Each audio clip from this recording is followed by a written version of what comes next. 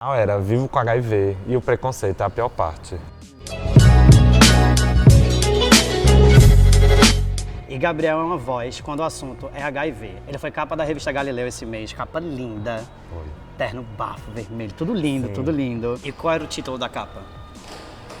Mudou várias vezes. O que ficou no final era vivo com HIV e o preconceito é a pior parte.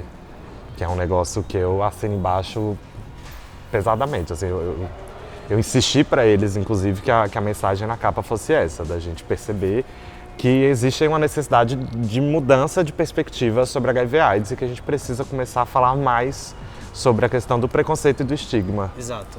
É engraçado que eu fui ver o teu TED Talk, eu não sabia o que esperar. Eu só tinha ouvido falar muito que o Gabriel Estrela era um cara novo, carismático e que estava falando do HIV de uma maneira que as pessoas ainda não falavam, porque estava todo mundo muito focado na questão, acho que técnica e numa questão quase assim, com uma abordagem meio sobre morte, né, e não sobre vida.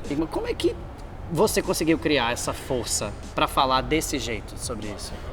Sou artista, estou acostumado a falar sobre as coisas que me afligem, sobre o que acontece comigo.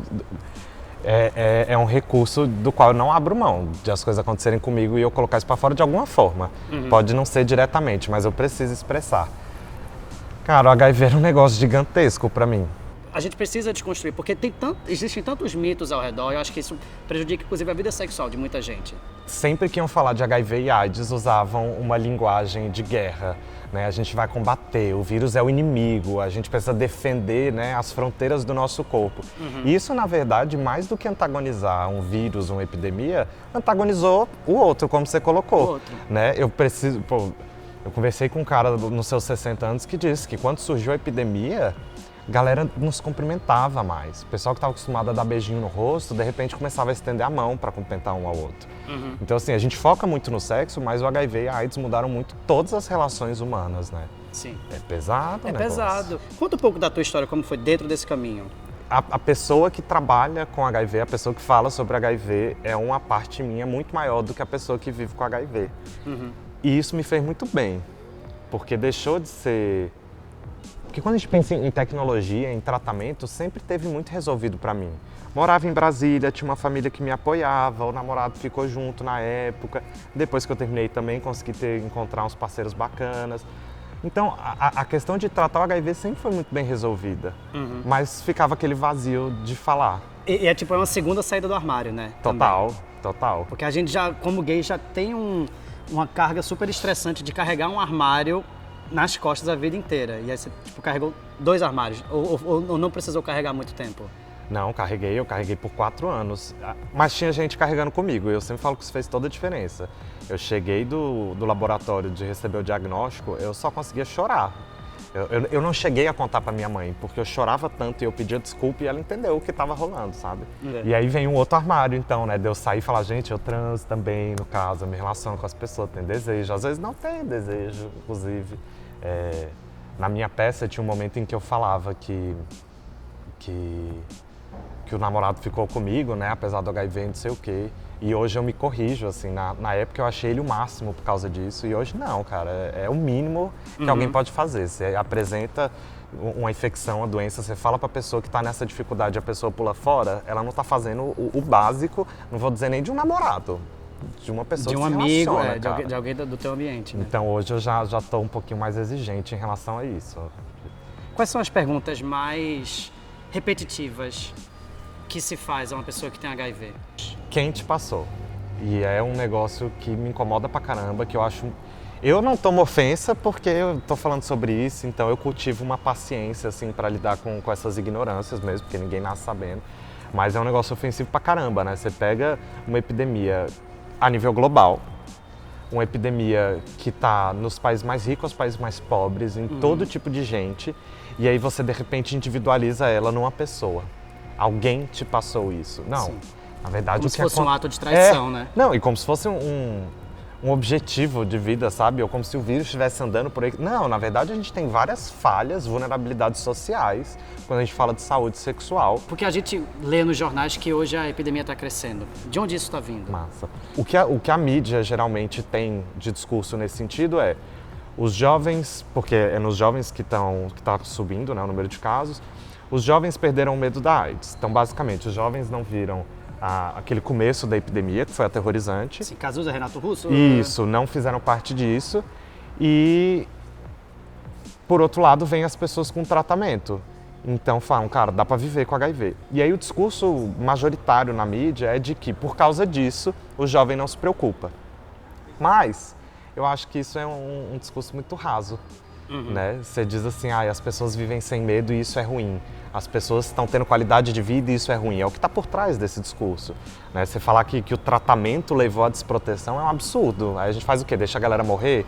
Vai ficar explorando tragédia de pessoas que não têm acesso a medicamento para poder incentivar a proteção? Vamos promover a educação, ao invés de simplesmente ficar apontando para o jovem, né? Porque o jovem não se protege, porque o jovem não sabe. Ok, vamos ensinar então, vamos, né, promover uns espaços de troca para o jovem poder falar sobre isso. Quais são os comentários que mais chegam no teu YouTube?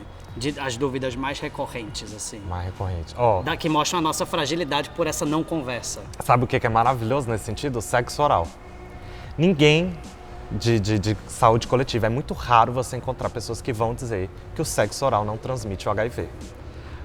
Porque qual que é o raciocínio? Do ponto de vista de saúde pública, de saúde coletiva, eu quero que as pessoas se protejam.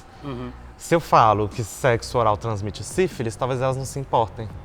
O medo que a gente conhece, o motivo de prevenção é gravidez e AIDS. Para pensar, se sexo oral transmitisse, o que não seria a transmissão desse negócio? Quantos números Você acha a mais que não transmite? Não, eu não acho, eu tenho certeza. A gente tem evidências científicas de que você precisa de uma situação muito especial para isso acontecer. Para HIV, o sexo oral não é uma preocupação. Mas existem várias outras coisas. Várias outras coisas. Né? E aí, eu acho que é esse o caminho que a gente tem que fazer. Parar de recorrer ao medo da AIDS. Porque o medo da AIDS, se por um lado ele talvez funcione, que é algo que a gente também não vê, né, esse medo funcionando, principalmente na galera jovem, ele também empurra um monte de gente para uma vida estigmatizada. Entende? Eu ainda tenho que ouvir gente dizendo que eu não me cuido. 7 anos depois que eu fui diagnosticado, o tanto que eu não mudei em 7 anos, ainda se ter sido diagnosticado com HIV significasse que eu não me cuidava, entendeu? Eu continuo vivendo, né? E tem 7 anos aí de história e as pessoas ainda pagam isso em detrimento de um diagnóstico. O que você acha do PrEP? Eu acho maravilhoso. Quanto mais recursos a gente tiver, melhor. PEP é uma profilaxia pós-exposição e PrEP é a pré-exposição. Então é um tratamento a partir de medicamento para evitar a infecção pelo vírus HIV. Né? Porque você pode ter uma exposição, um contato com o vírus, mas não ocorrer a infecção. E Exato. A ideia da PEP e da PrEP é essa. O PEP é vulgarmente chamado de pílula do dia seguinte da AIDS. Isso. Mas que são 28 dias, na verdade. Na verdade é um tratamento que você precisa fazer, que dura 28 dias e você tem até 72 horas para fazer. Ele pesquisou? Eu Gostei. pesquiso. A gente tem que saber, gente. Tem que. E o PrEP, na verdade, ele está chegando agora no Brasil, né? Ele está sendo... Até o final do ano ele deve estar sendo testado no disponibilizado. SUS. E é muito engraçado, porque se você chega em Nova York, aquela bicha que viaja, né? Você chega em Nova York, você tá conversando com um cara, as pessoas estão meio com a tendência já a transar sem camisinha e perguntar, are you on PrEP? Que é tipo assim, querendo transar sem camisinha, se certificando que você tá tomando PrEP, que eu tô tomando PrEP, para não haver uma forma de contágio. O que você acha disso? Então, tecnologia, ferramentas. É que nem se fala assim, o que você acha de iPhone, o que você acha do WhatsApp? É tudo ferramenta, depende de como a gente utiliza. A questão é, quais formas de prevenção você usa hoje? Você está contente com elas? Você gostaria de ter outras? Porque a gente usa mais de uma. Né? Então, assim, não está contente com o preservativo? Por quê? É alguma coisa que você consegue resolver? Não, não é? Já tentou outros preservativos? Não, não é? Ah, tá. Então, se você vai tentar a PEP e vai abandonar a camisinha, o que você vai colocar no lugar, por exemplo? Né? Porque a gente fala em produtividade hoje. Tudo é número, tudo é alcance, é lucro. Então, quando eu falo sobre HIV e mostro que isso dá resultado a partir de uma outra narrativa, eu estou abrindo precedente para que isso se repita mais vezes. Que resultados? Que resultados? De gente que me procura falando que fez o teste, que está em tratamento. Hoje a gente sabe que o tratamento é uma forma de evitar a infecção. Então, eu que estou em tratamento, estou indetectável, não tenho nenhuma outra infecção sexualmente transmissível, eu não transmito o vírus. Isso, né? Tem muita gente que não sabe. Se você está em tratamento e você está com carga viral indetectável, você não transmite HIV. Isso como é que isso não é ensinado nas escolas, gente? Porque é Como é isso. que eu não aprendi isso com 15 anos de idade, Se sabe? eu falo pra pessoa que é uma Além de eu pessoa ter ser medo, viado né? e não poder transar... Não pode, é erradíssimo. Porque eu tinha que ser E tem hétero. uma punição, eu é. ainda tinha medo de transar com gays porque eu poderia pegar AIDS, porque é uma coisa que eu... Cara, que nóia, gente. É o básico, é respeito, é não ter medo do outro,